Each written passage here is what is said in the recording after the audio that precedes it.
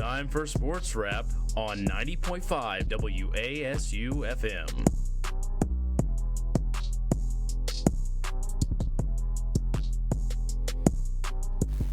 Good evening, everyone, and welcome to another episode of Sports Wrap on 90.5 WASU FM. This show is sponsored by Eggers Law Firm, a full-service law firm on King Street, right over there in that direction, if you're watching on camera.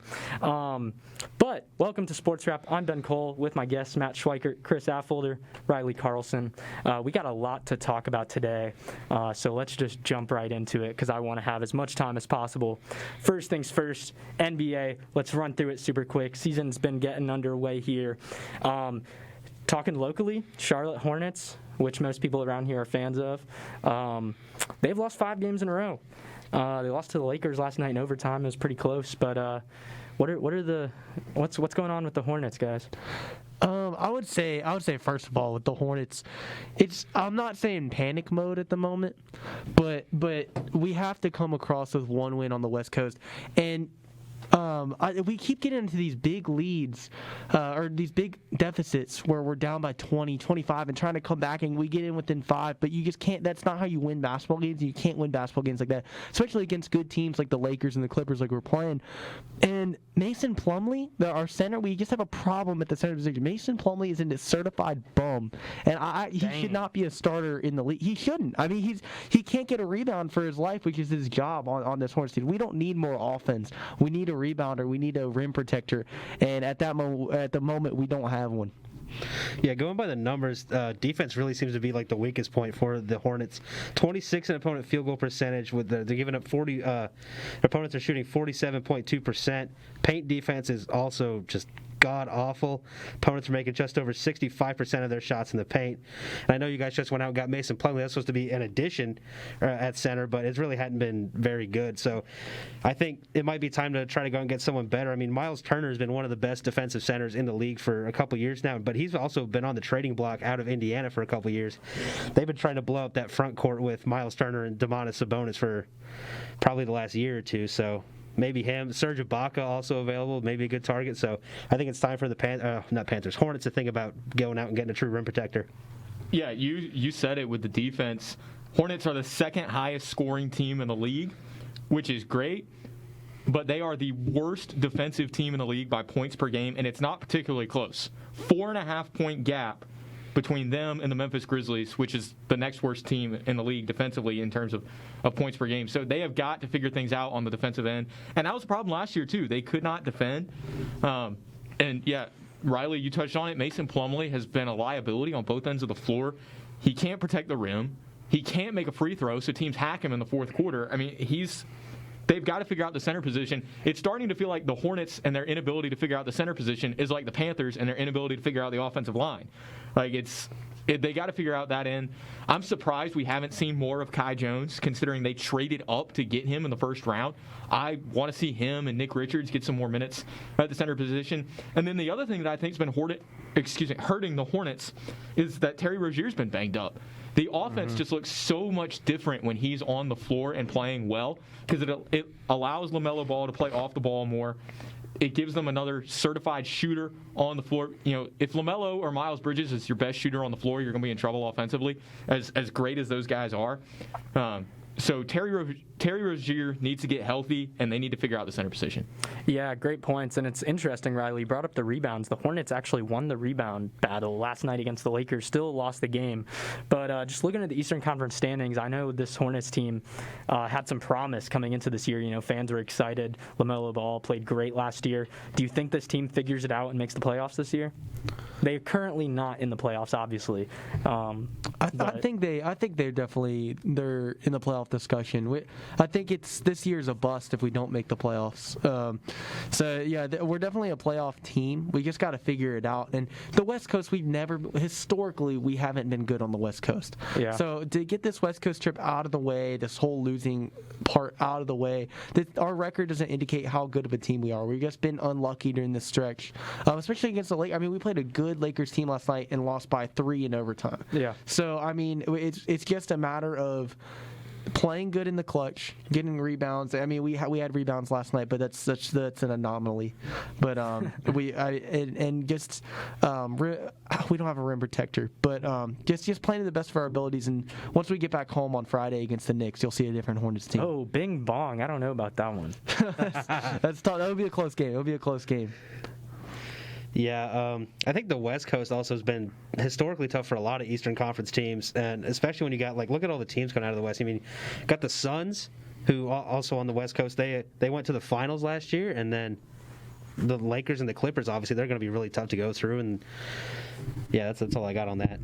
Yeah. I'm not sure if they'll figure it out and make the playoffs, which is you got to be top 6 to get into the playoffs automatically, because remember, we have the play-in tournament again this year. Mm-hmm. I do think they're a top 10 team in the conference. I think they can at least sneak their way into the play-in tournament. Hopefully they'll play better than they did last year. But like I said, they got to figure out the defense. Just looking at some more defensive stats, they're bottom 10 in the league in opponent 3-point percentage. I mentioned the scoring. I mean, they play really fast, which is great offensively. Get LaMelo Ball out in space, but it leads to a lot of great looks on the other end of the floor. So that's what they really need to focus on. Is the offense is great. Don't fix what ain't broke on that end of the floor. But they have got to figure out the defense if they want to have a chance to contend this year. Yeah, I agree. So looking at the NBA as a whole, we were talking about it a couple weeks ago. Lucas Warren, for one, was saying that he thinks the Bucks are going to go back-to-back. We were making our way too early NBA championship predictions. I have been a believer in the Warriors. I think they're going to, reclaim their identity this year, be a contender. They are currently 9-1, best record in the NBA right now, first in the Western Conference, and they don't even have Klay Thompson. They don't even have Wiseman. So are the Warriors the best team? I mean, is it safe to say they have found themselves again? They definitely they look like it. I mean, the Warriors. Behind Curry, their offense has been insane, and I didn't see this coming. Honestly, I knew they were a threat, especially with Klay Thompson back, but he's not even back yet, and they look like the best team in the league. Yeah. So if they can keep this up, I mean, they're the team to beat moving forward. Not the Lakers, not the Clippers, not the Suns. The Warriors are the team to beat in the West. Yeah, they're 9-1, and they haven't even gotten Klay back, and so Curry's shooting the lights out of the three like he always does, and he's really leading this team. But once Klay comes back and you can take some of the load off of Curry, and you have two of the best shooters of all time in NBA history on the floor, it's going to be almost unstoppable. I'm going to pump the brakes on it a little bit. Just want to remind you guys who the best team in the regular season was each of the last 2 years, and that would be Utah Jazz, or at least last year.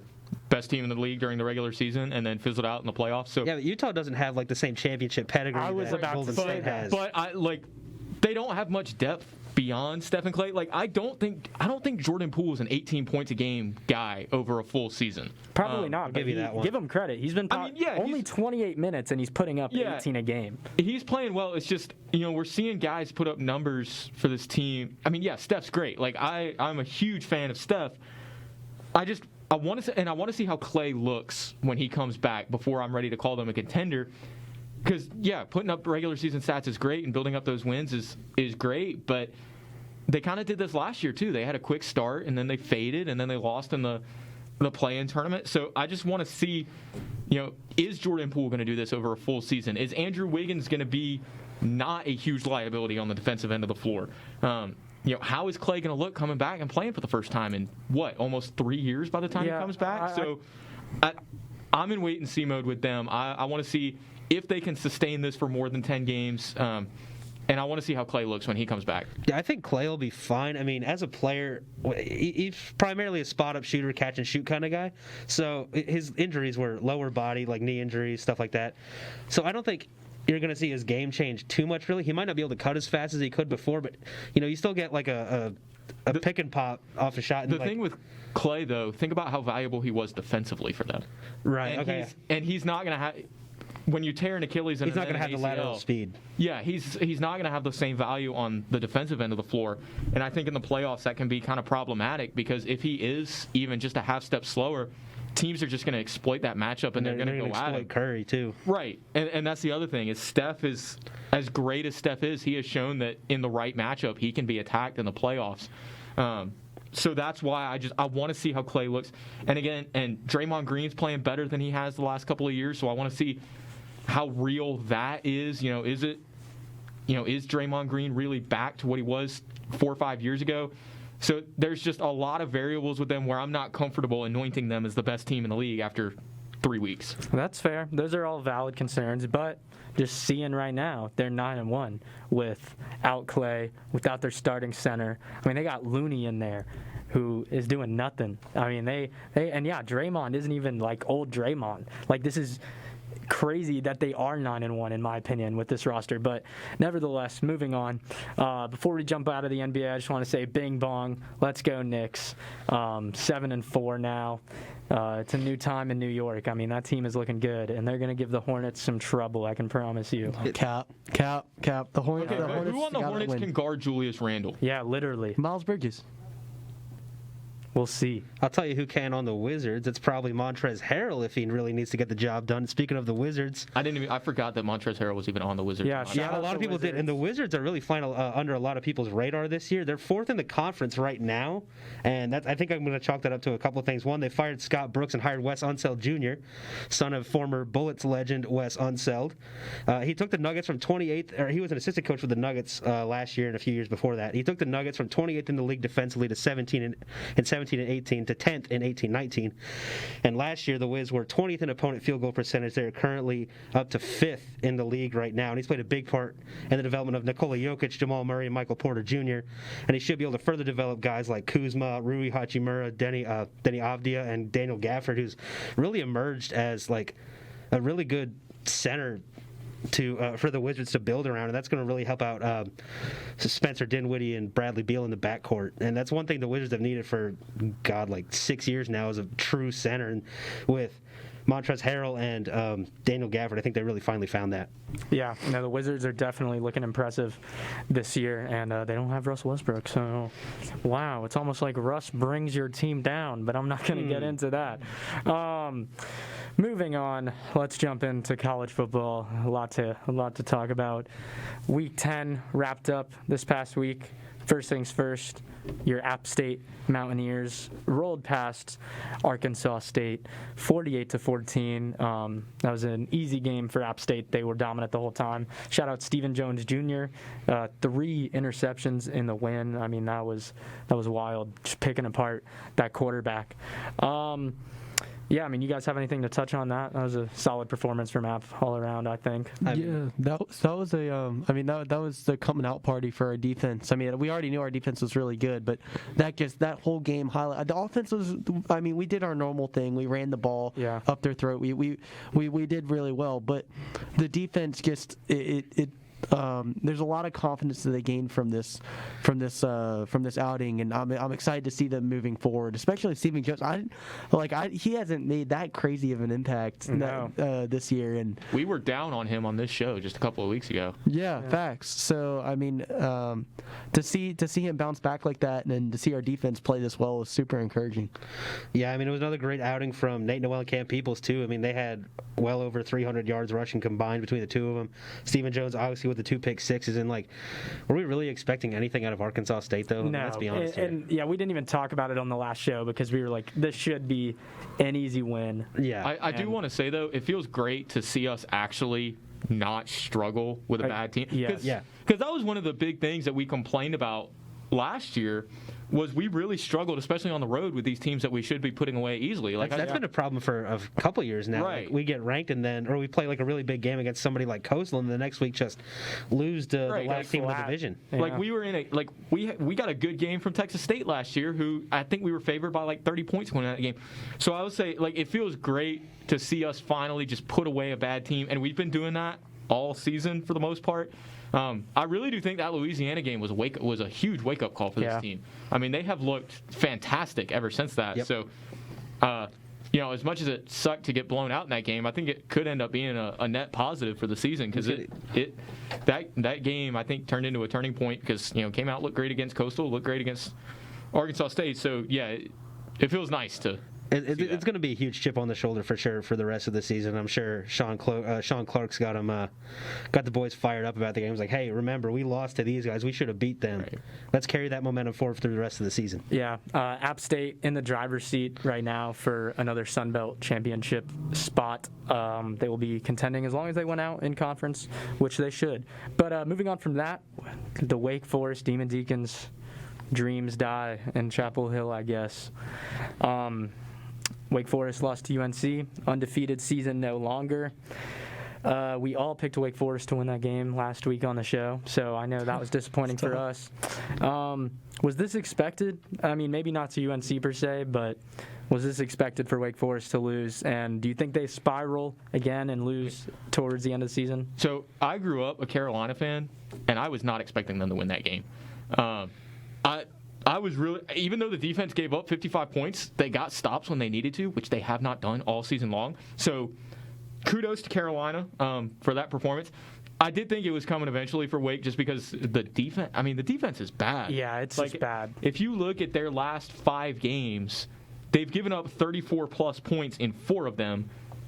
They nearly pitched a shutout against Duke, but that was about it. They gave up 34 points to Louisville, 37 points to Syracuse, got taken to overtime by Syracuse, gave up 56 points to Army, then gave up 58 points to Carolina. So, I mean, the defense, I think, is just a huge liability for them. And not to jump ahead in this segment, but I don't think they're going to beat NC State this weekend. I know. I was thinking the same thing. Yeah, I was a little bit surprised, but you know what scares me? And we were talking about last week on the show was Vegas. Vegas scares me now. Like I'm looking at it, and they're just, you were saying last week they're scary good. Yeah, it was like I had they had UNC favored, and I was just like, well, what are they even thinking? And somehow UNC pulls out the dub. It doesn't even make any sense to me. But I mean, yeah, Wake Forest's defense is bad, and they showed that in this game, but they showed that all season, and I agree. I think against NC State next week, it's gonna. I mean, that's gonna be a close game. We'll have to watch out for it because I was really pulling for them, but I don't think I ever truly believed they were gonna win all the way. But I thought they were gonna beat UNC, and they didn't. You mentioned Vegas. A friend of mine loves gambling on college football, and I told him to hammer Wake plus 2.5.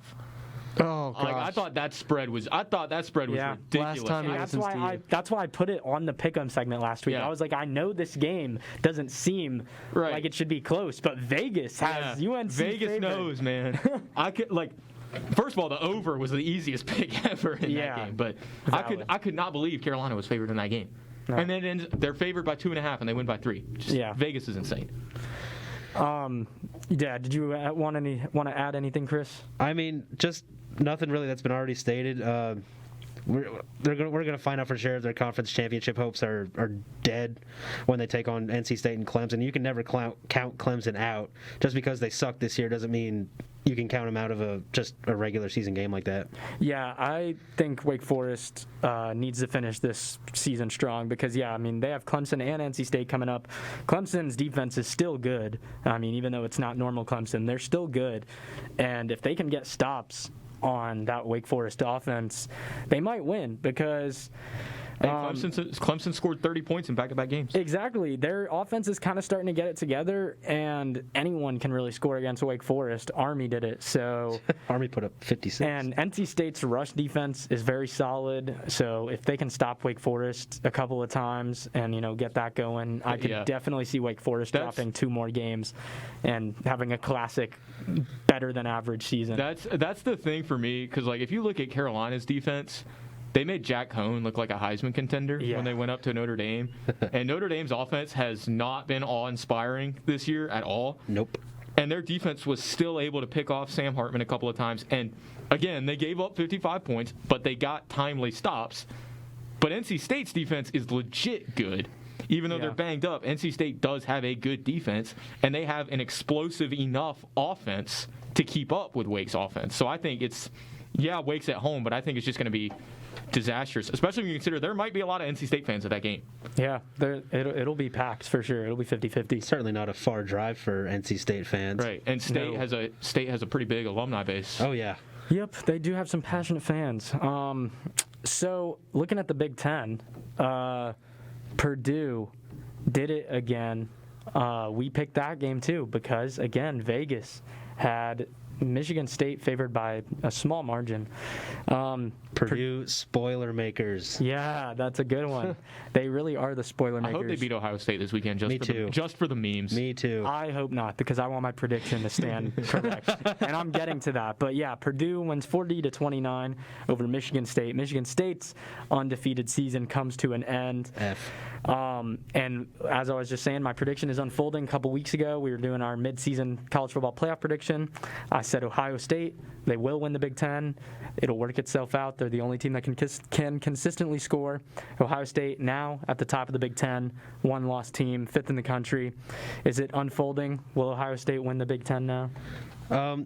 So I think I was at that sports rat too. Yeah. I think I picked Michigan State to win the conference, but I don't remember. But I don't think this was Michigan State not scoring. They still put up 30.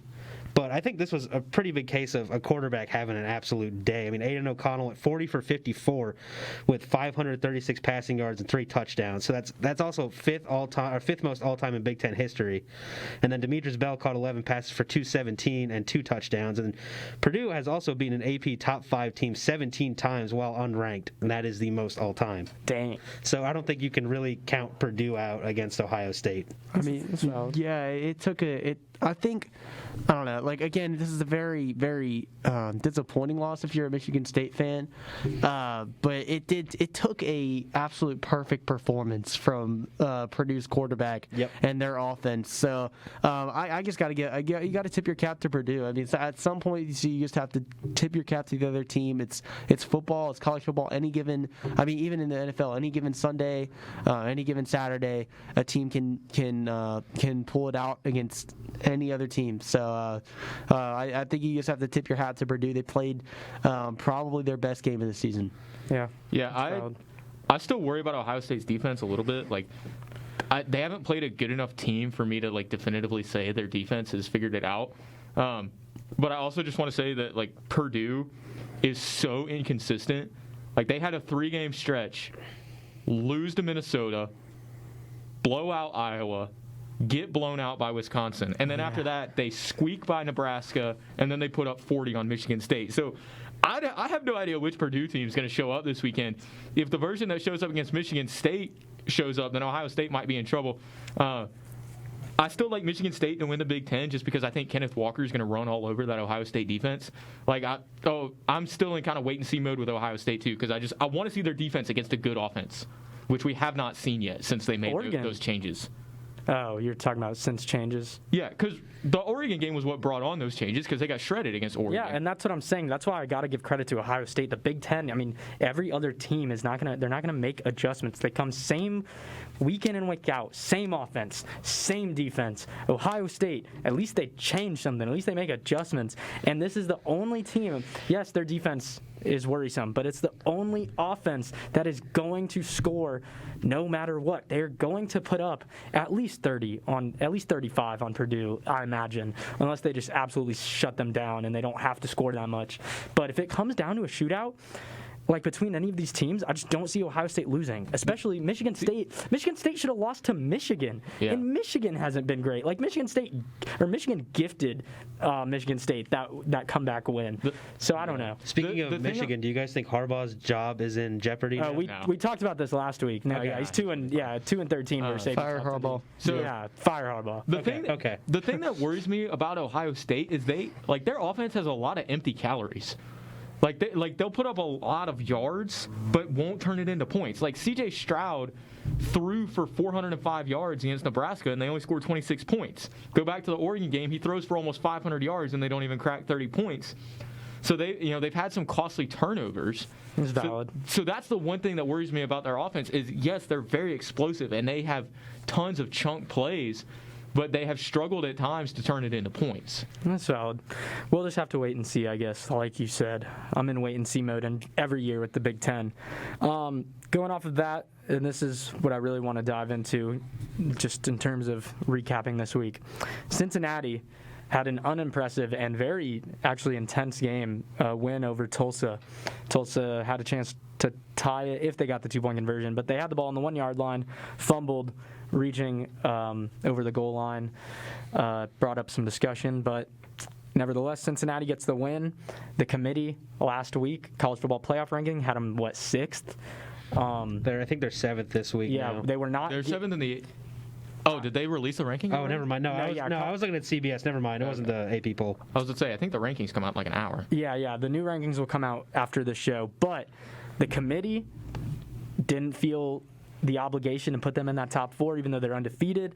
People got upset. People were like, what? This is a joke. Then Cincinnati almost loses to Tulsa. Was the committee right? Does the play Cincinnati's beating a Notre Dame team who isn't that great, honestly. They're in the top 10, though. They are in the top 10. I'm just saying, their highest ranked win is better than Alabama's. Yeah. That's all I'm going to say. But, so going off of that, do you think they deserve a playoff spot if they win out? It depends. Like, there's too many variables to play. So, like, say in the hypothetical, say Georgia wins out, they're undefeated. Let's say everyone is a one-loss team. Let's say Big Ten champion is a one-loss team. So Oregon's a one-loss team. So you're saying Alabama beats Georgia in the SEC championship game? Yes. Then in that case, they're not getting it. Or, okay, so you're saying if Alabama's a 2-loss team, you put a Cincinnati in over a 2-loss Alabama team that only lost to Georgia? And Texas A&M, who Texas A&M is very good now, actually. But that's my beef with these things is like, you can't lose your biggest games and then still say you should be in the playoff. Exactly. Oh, I hear you. I mean, this is the problem with the playoff format in general, in my opinion. Like, if we're just going to put Alabama in because they're more talented than Cincinnati, why are we playing the games? Exactly. Like, I think... Like, if Alabama finishes with 2 losses, if Oregon slips up again, if whoever wins the Big Ten is 2 losses, I mean, Cincinnati needs some chaos to happen. But we shouldn't just put teams over them because we say, oh, they play in the Big Ten, they play in the SEC. That means they're better. They have a top 10 win on the road. Yeah. Yeah, I think this is why we should go to a 6-team field with the top 2 teams having a first-round bye. I mean, you wouldn't have to worry about this problem. You'd have 6 teams. You could even have each of the Power 5 conference champions come in as 5 of your seeds, and then have another one the Cincinnati team, for instance, come in as a 6th seed, and then that would kind of help alleviate the problem of the Power 5 bias. Yeah. I'm gonna pump the brakes on the whole. Should Cincinnati not make the playoffs after this? I mean, was it sad? Yes. No. If they went out, should they make the playoffs? Yeah. That's not absolutely. I think they should. I think they should because you can't. They still won the game, and I know it was against Tulsa, and I know they should have won by more, and they hung their hat on a goal line stand that was just very sad. You know what I'm saying? It's the whole thing, but they still won the game. And we can't judge any team off of one game, especially if they won it. You know what I'm saying? I mean, if they lost, then I understand. You can judge them off that game. But if they won it, and you just can't judge them, they're still undefeated. I think they deserve a spot. Wins are wins. Okay. Sorry. Yeah. And they're going to have assuming Notre Dame, if Notre Dame wins out, which Notre Dame doesn't have much of a schedule left. Notre Dame didn't have much of a schedule, period. They still found a way to mess that up. Right. But it's looking entirely possible that they're going to have a road win over another New Year's Six team, and there aren't going to be very many teams who can say that. Oregon's probably going to be able to say that. Whoever wins the SEC is going to be able to say that, and that's about it. Well, here's my thing with what you were saying earlier, Matt, is it's like, why play the games? Why let in a 2-loss? And it's because, I mean, I'm sorry, but this is the reason there's conferences and things like strength of schedule. But if you can't win the biggest games on your schedule, you don't deserve to play for a championship. Well, if you're but here's the thing. If Cincinnati is playing on average teams that are 500 or below, like Tulsa, and then they do win their one big game against a Notre Dame team who sucks, who almost lost to Florida State. Maybe not sucks, but it's certainly underwhelming. But underwhelming, and then you look at an Alabama team or an SEC team, and I have problems. This is the problem with the format in general. If you had the 6-team format, you could put them in there. Talent would prove otherwise. They'd get blown out by Alabama regardless. But if you have SEC teams that are playing 5 ranked opponents a year, you can't you can't call those not big games. If Alabama only loses to Georgia and a Texas A&M team that's likely to finish in the top 15, top 10, then I don't understand how you can discredit them for playing such a tougher schedule just for a Cincinnati team to get in after, I don't know, beating Tulsa by 8. Hey, we want the feel-good story, Ben. We want the feel-good story. I think you should get, like Riley said, you should give teams credit for actually winning games. I We had this agree. argument a couple years ago when Georgia had 2 losses. They ended up not getting in. And we were arguing whether, and people, or at least I wasn't in college yet, but we were arguing whether or not they should. And I kept saying, they lost the 2 biggest games on their schedule. They do not deserve to play for a championship if you cannot win the biggest games on your regular season schedule. We cannot blame Cincinnati for Alabama's schedule. Yeah. But Ben, I see what you're saying, because if you put Cincinnati in the SEC, what would this team look like? Exactly. It would. There's no way they're undefeated. At best, an Ole Miss kind of like 18th in the country, 3 losses. Ole Miss, who might end up being Alabama's best win. We'll see. But that's what I'm saying. It's like you're playing 5-6 ranked opponents a year versus like Cincinnati's 1. Yeah. It's almost unfair. I mean, like, you'd much rather have Cincinnati's schedule if you're wanting to make the playoffs than Alabama's than played SEC 2 schedule. teams that are currently ranked by the committee. I'm torn. I do think it matters what happens between that Alabama and Georgia game. But if Cincinnati wins out, I honestly don't know yet. I'm torn. I think the committee actually proved a point here by leaving them out, and then Cincinnati has a chance to go and make a statement win. If Alabama finishes with 2 losses and they get in over an undefeated Cincinnati, why is the Group of 5 even playing in the same level?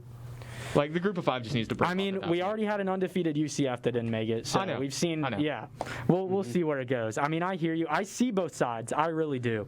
But regardless, we'll jump into Week 11. We'll pick our games.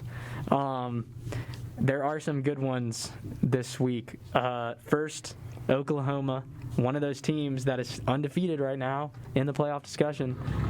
They're going to play at Baylor. Who do you guys have in this one?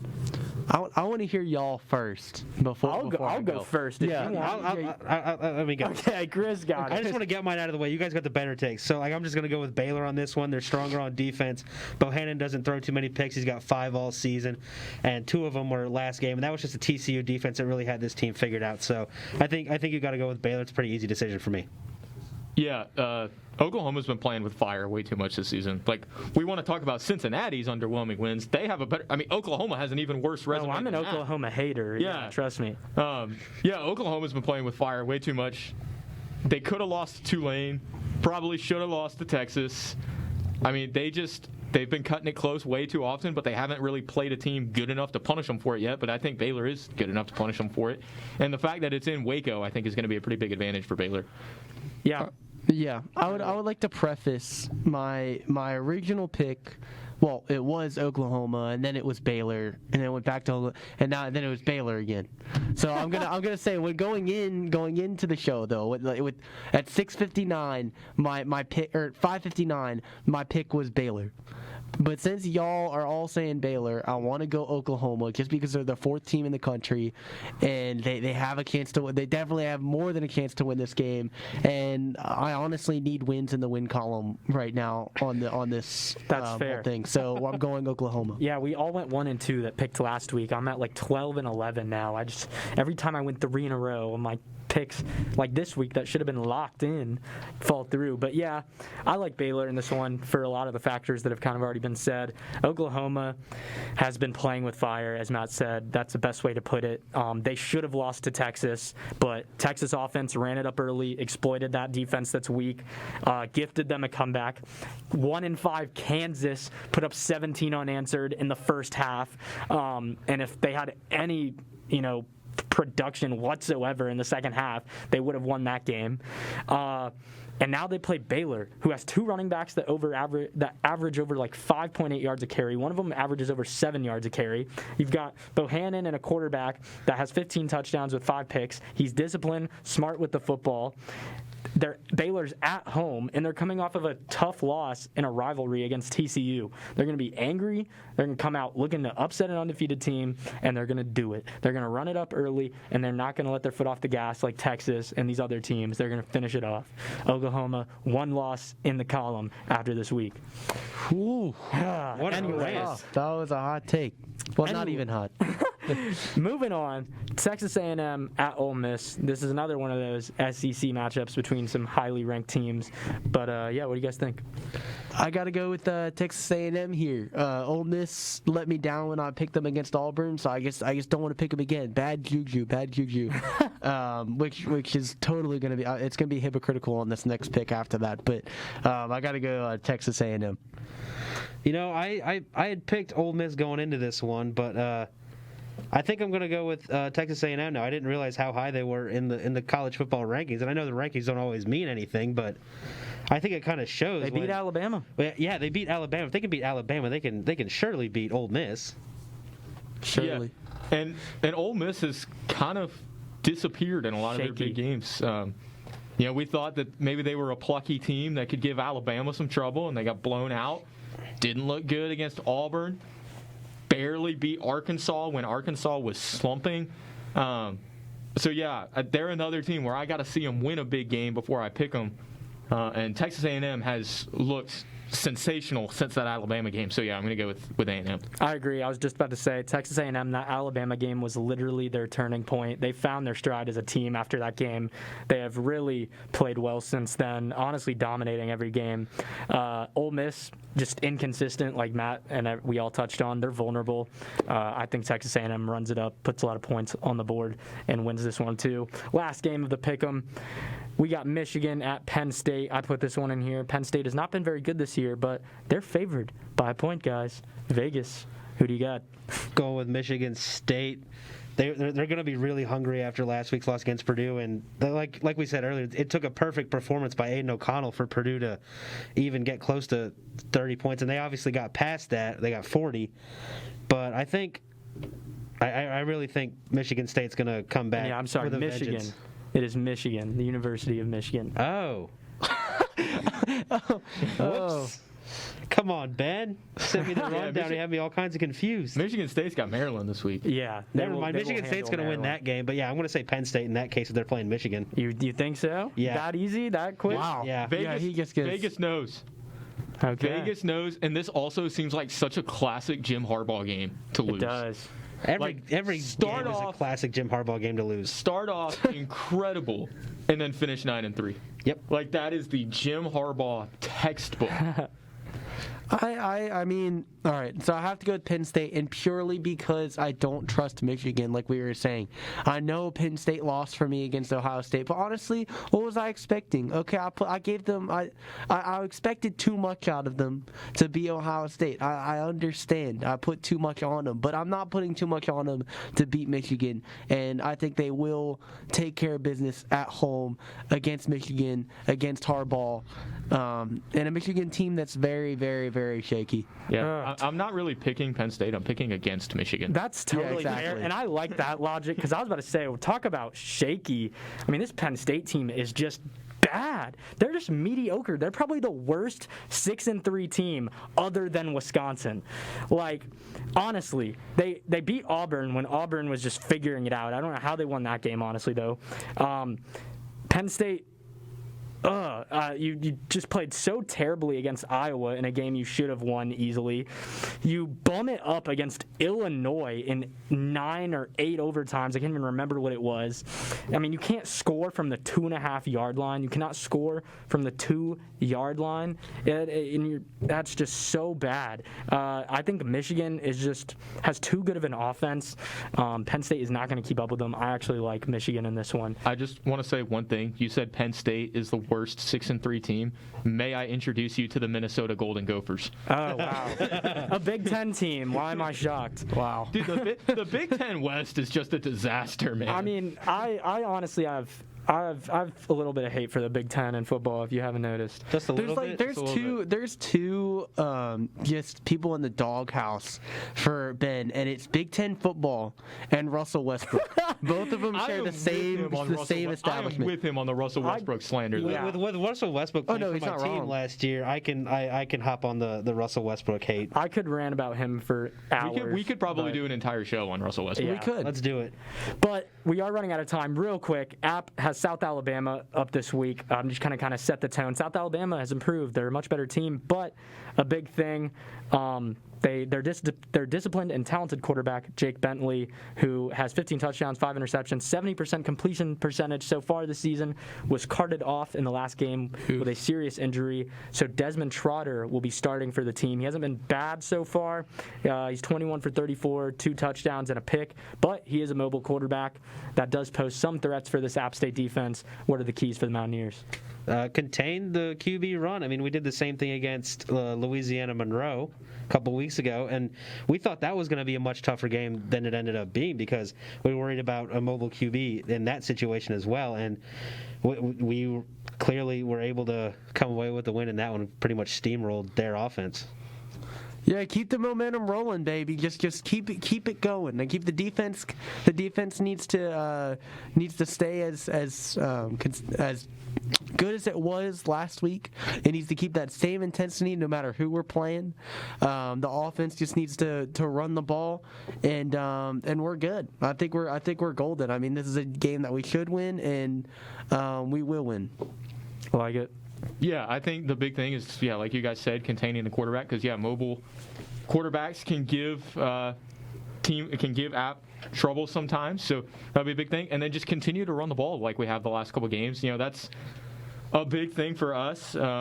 Get Cam Peoples and Nate Noel going early. Don't make Chase Bryce try and do too much. And I think, it should be we're favored by, 3 touchdowns or so? Yeah. Something like that. So just, there's sneaky, decent team, but just don't overlook them. Come out, run the ball, set the tone early, and I think we'll be fine. Yeah, I think they got to get on them quickly, set the tone. Don't turn the ball over. App has had a problem with fumbling the football this season. Just protect that football. Don't give them any opportunities to take momentum from this game. With the mobile quarterback, I'd run a spy on Desmond Trotter, force the young backup to make bad throws, make plays with his legs. Just tell DeMarco Jackson that his job is to contain. Yeah, literally contain like we've been saying, and I think App will get this win. We are going to take a very, very quick break, but when we come back, college basketball, it's back. We're talking about it. You're listening to Sports Wrap, sponsored by Eggers Law Firm, right here on 90.5 WASU-FM. Eggers Law.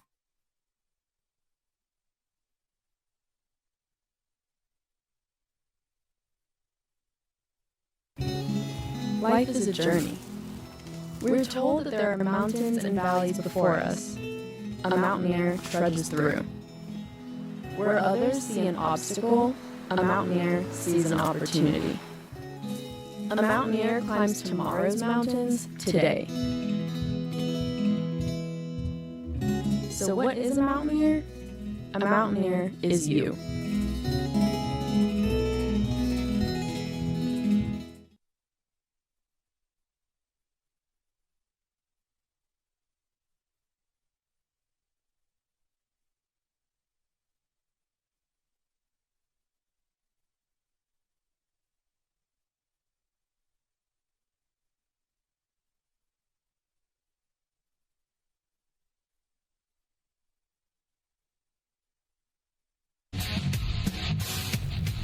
Howdy, welcome back to Sports Wrap, sponsored by Eggers Law Firm. We are in the George G. Beasley Media Complex. I'm Ben Cole with Matt Schweikert, Chris Affolder, and Riley Carlson. We just got done talking about App State, college football, all that good stuff. But college basketball is returning. It's finally starting tonight. And unlike other seasons, this community has something to be excited about. This App State team made the NCAA tournament for the first time since 2000 last year. Unfortunate and disappointing exit, losing to Norfolk State. But still, everyone's returning. Justin Forrest, Michael Elmonacy, Adrian Delph, everyone. There's a lot to be excited about for this team. They're opening up against Iona tonight. Any just expectations for this college basketball season in general and App State, guys? I think App State for App State this year, it's got to be tournament or bust. Again, like once you get there, once you get to the big dance, you want to keep going year after year. So hopefully we can actually make it past the first round this year. But I think we're going to need to make it as at least a 12 seed for that to happen, to get kind of a weaker matchup in the first round. And that 16-1 upset doesn't happen very often. Happen against my beloved Virginia Cavaliers. So yeah, that's all I got on that. Yeah, Ben said it. Whole team's coming back. So a lot of continuity. I was very impressed with how Dustin Kearns was able to keep this team together. I figured we would at least lose a couple guys to the transfer portal with as crazy as that was going during the offseason. But I'll be really interested to watch Justin Forrest, third all-time in program history and points. So he's still continuing his pursuit of history. But in the Sun Belt, Georgia State's always good, so they'll be a team to watch out for. But I do think the national media is kind of sleeping on App State a little bit. Most of the polls I've seen have had us pick 4th or 5th in the conference. So I think this could be a legitimately good App State team. And then beyond that, as to what I'm looking for in college basketball this season, as a Carolina fan, I'm very interested to see how they look this season under Hubert Davis. Yeah. Brought in a couple of transfers, which is not a very Carolina thing to do. So it'll be very interesting to see how Dawson Garcia, Brady Manick, those guys settle in. That team's going to hinge on Caleb Love. If he takes a step forward in his sophomore year, I think they could be a second weekend of the tournament team. Otherwise, they're going to be like last year where they struggle. They're on the bubble for most of the season, and they're an 8-9 seed. So those are the two things that I'm watching. Yeah, I'm very excited. I am. For college basketball in general, I'm super excited to just have the fans back. You know what I'm saying? Having the fans in college basketball. I mean, college football, the fans are awesome, but in college basketball, it's like no other. You know what I'm saying? College basketball is an amazing experience with the fans. And towards the end of the season, once we get to the tournament and stuff, ACC tournament, all that kind of stuff, it's gonna be full capacity. The place is gonna be rocking. But for App State in general, I'm just excited to see our guys back. Almonacey in particular, absolutely carried this team in the playoffs, or in the SEC or Sun Belt tournament. Sorry. Yeah. And Almonacey's been playing great. Forrest, all those guys, and it's almost like it kind of reminds me of like a Last Dance type Chicago Bulls type situation. Yeah. You know what I'm saying? Who's Michael Jordan in that scenario? I'm just curious. Oh. Not Forrest. I would have to go with Almonacey. Yeah, I would agree, honestly. Yeah. So, but I mean, I'm not comparing Michael Almonacey to Michael Jordan right now. That wasn't the point. But yeah, no, I do see some Last Dance action just because they're all leaving after this year. So. Yeah, I'm excited for this season too. This good App State team we got. Everyone's returning, like I said. In general, I think this is going to be a balanced year in college basketball. I don't think there's going to be a dominant team. A lot of parity. Yeah. I think, I'm not a believer in preseason rankings, but if you go off of that and just, research and scouting, there's like 4 or 5 good teams from every conference. So I think this will be a very balanced year. I don't think there's going to be one dominant team. But any players to watch this year in college basketball, guys? I got Jaden Ivey out of Purdue. He averaged 11 points per game as a freshman. He should have a breakout year this year. And this Purdue squad, I think, is actually going to be really good. I forgot to mention that as one of our things to look forward to in college basketball. My dad's a big Purdue fan, so he gives me all this stuff. Yeah. So Jaden Ivey, Zach Edey, who's like a 7'4" freshman last year, is going to be even better. If he fills out his frame, he could certainly be NBA ready in a couple years. UCLA is going to be very interesting to me as well. I'm pretty sure they were ranked number 1 in at least one of the preseason polls. Bring back Johnny Juzang and Jaime Jaquez. But also, I kind of want to see how much of that is real for them, because remember, they barely made it into the tournament in the first place, barely beat Michigan State in the first 4. So I'm interested to see, are they the team that made a Final Four run and could be one of the best teams in the country, or are they going to revert back to what they were for most of the season last year? Yeah, it's valid. I'm very interested to see a couple teams I'm interested in seeing. First of all, Carolina and Duke both. I feel like the dynamic between those teams is just very different this year, especially Carolina with losing their coach. So I think. I don't know. I want to see how Carolina reacts to that. I want to see how their system changes, how everything evolves, if it changes at all, if they keep the same offensive system and defensive and all that kind of stuff. I think there will be some growing pains this year for sure. And keeping it local here, I'm excited to see App State mesh and our team chemistry just further, because, I mean, it seemed like a pretty new group of guys, especially with Almonacey coming in. And so now that they've been together for a year, I really hope they thrive and improve this year. Yeah, I've got my eye on one Florida State player, freshman. Both of my players are freshmen, but Matthew Cleveland at Florida State. Florida State has a way of finding these 4-star recruits and just transforming them into great players. They've pumped out a lot of NBA guys in recent years. Scotty Barnes, a lot of big names, but the main one I want to talk about, Patrick Baldwin Jr. He's a 6'9", shooting forward, very dynamic player, 5-star recruit. He's like one of the top 3 recruits coming out. And he got an offer from every school imaginable, obviously. But he went with the University of Wisconsin-Milwaukee, the Panthers, in the Horizon League. I feel like it's almost going to be like a Ja Morant type of situation. I think this guy's literally just going to put this entire team on his back and carry them to an NCAA tournament bid, and then maybe even like a Cinderella Sweet 16 run or something. But I think this guy in the Horizon League is just going to show out. Probably going to demolish that conference, put up big numbers. Obviously, it's the Horizon League, but still, got my eye on him. Real quick, before we jump into the NFL, there is one big college basketball game tonight, every year. Kentucky at Duke. Who you got? I think it's going to be a really even contest. It's going to be a great one. It's going to be neutral site game at the Garden, the mecca of basketball. These teams are 9th and 10th respectively, so I'm going to go with Duke in the even matchup. And it's Coach K's last year. I don't think his boys are going to want to let him down. I got Duke as well, just because I don't want to see Kentucky win. I don't like Kentucky. I've never liked Kentucky. I don't like Duke that much either. I don't like either one of these guys. Yeah, I've been raised to not like Duke, so I'm gonna say Duke comes out on top in this game. Yeah, I'm going to go with Duke as well because they're going to be fired up to get Coach K's farewell season going. I think Paolo Banchero could end up being the best player in the country by the end of the season. I mean, he's a great player. And the other thing is Kentucky has a tendency to have like a big game loss early in the season to where we're going, oh, what's going on with Kentucky? Does Coach Cal know how to coach all these 5 stars? And then most years they end up turning around and winning the SEC anyway. So I think it could be that type of game for them. Yeah, I like Duke. I like that you mentioned Paolo. He was obviously another player to watch, being on Duke. I think they have an explosive game. I like the mention of Coach K's last year. They'll probably have a lot of fire coming out in this opener. So yeah, I like Duke. Not much variance there between us. But we're not going to take a break. We're going to jump into the NFL because we have less than 10 minutes. Guys, Week 9, Panthers fans, are you angry?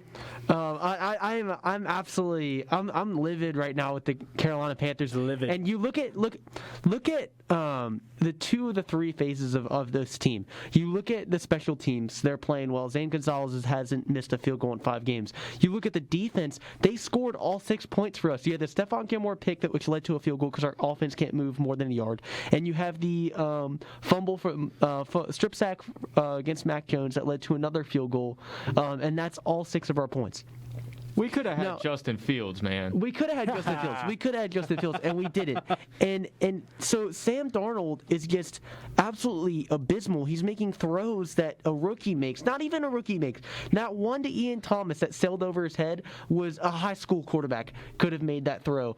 And it ended up in a pick 6. I mean, we were in this game and we couldn't pull it out. And I just feel as if we're so close. We're a quarterback. We're an offensive lineman away, and maybe it's just it's the coaching too. I mean, I think the coaching's very inexperienced. The coaching is a very large part of it. I think we're very, very inexperienced. We don't know how to lead a group of men, and it's sad to watch. We're putting in awful product, and our offense should not be almost as bad, if not worse, than the 2010 offense with Jimmy Clausen. It should not even compare to that offense, and it is at this point in the season, and it's very sad to watch.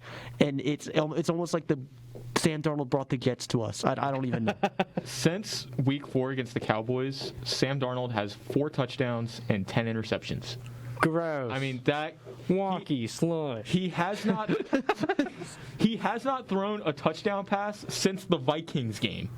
I mean, he has not thrown a touchdown pass in his last 3 games. He has eclipsed 200 yards once in his last 5 games, and that was against the Vikings.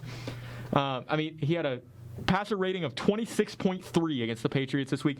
His 3rd interception reminded me of like 2015 Peyton Manning. It wasn't just a wounded duck. It was a fully dead duck. Like, it was just a horrible throw. He could have maybe made a play back shoulder. I think he was trying to hit DJ Moore. And he just underthrew it. It was just a horrible throw. And, yeah, it's bad. And they gave up a 2nd-round pick, a 4th-round pick, a 6th-round pick, and picked up his 5th-year option. Yeah. I mean, like Scott Fitterer has done a great job in the very short amount of time he has had as the Panthers general manager so far. But that Sam Darnold trade is starting to look like just an absolutely dumbfounding move. I don't understand it at all. Like, I was so ready to move on from Teddy Bridgewater last year.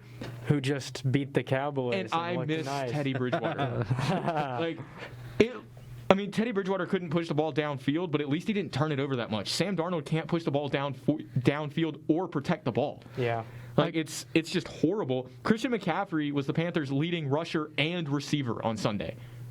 You're in a bad position in general because at this point, it's going to take 2 to 3 years to find a quarterback. There's no quarterbacks in this draft coming up. I don't trust Sam Howell. I would take Sam Howell in a heartbeat. No, I don't want him though. I don't want to try to make a project. I want someone who can I actually believe in and trust in for the first time since Cam Newton. By the way, Cam Newton's out there. Swallow your pride and sign him. But no, Cam Newton can't throw the ball anymore. He's too banged up at this point. He's got to be better than Sam Darnold though. That's not saying very much, though. There are probably a lot of other quarterbacks on the street that are better than Taylor Cam Newton, Heineke's better than Sam Darnold. But he's on a team. Like he's playing. That's the thing. We can't.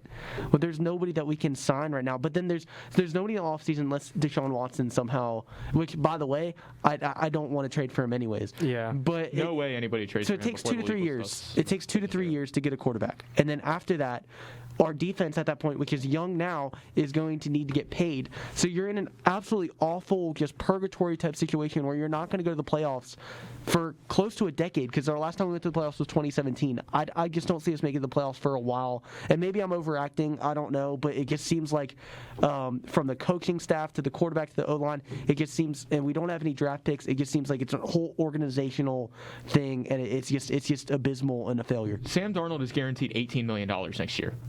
I just don't get it. Like, did nobody watch him play in college? And also, it's not like that was the only option the Panthers had in the offseason. Like, it's not like it's not like they made a desperation trade because they had to get a quarterback. They could have either rolled with Teddy for another year. Teddy Bridgewater's still on our payroll. Yeah, that's bad. Like we have dead cap from Teddy Bridgewater from just dumping him to the Broncos. Yeah, it makes no sense. I mean, and Justin Fields and Mac Jones were both still on the board with the 8th pick. And J.C. Horn, this is not about J.C. Horn. He could end up being a great player, but a great corner is not worth passing up the chance to even get an average quarterback. Yeah. I mean, I think the Panthers are going to end up hugely regretting that choice to pass on Justin Fields. I mean, if we get Fields, this is a different team. It really is, because at least you have hope. You know, the Panthers were in a playoff spot going into this game against the Patriots. Like, I think if they have Justin Fields, this is a fringe playoff team. Yeah. It definitely is. It definitely is, for sure. Because our whole team is a competitive team other than the offense. Yeah. So, I mean, if you fix the offensive line and the quarterback, you have a complete team. Like, I'm not even trying to overreact. Like, not a team that could win the AFC or like NFC DJ Moore, South, but, like, you could at least get a wild card spot. DJ Moore and Robbie Anderson, when the offense is cooking, those two guys are two of the best deep threats in the entire league, and we can't throw the ball deep at all. Yeah.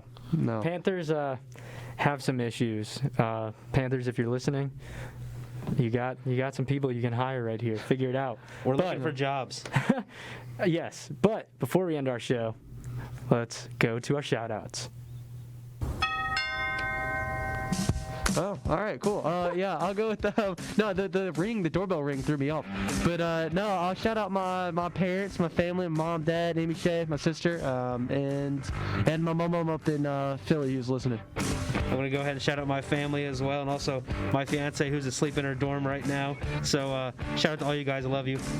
I'm going to shout out my old high school cross-country team. Hey. They had their state championship meet this past weekend, moved up to a new classification this year, up to 2A now.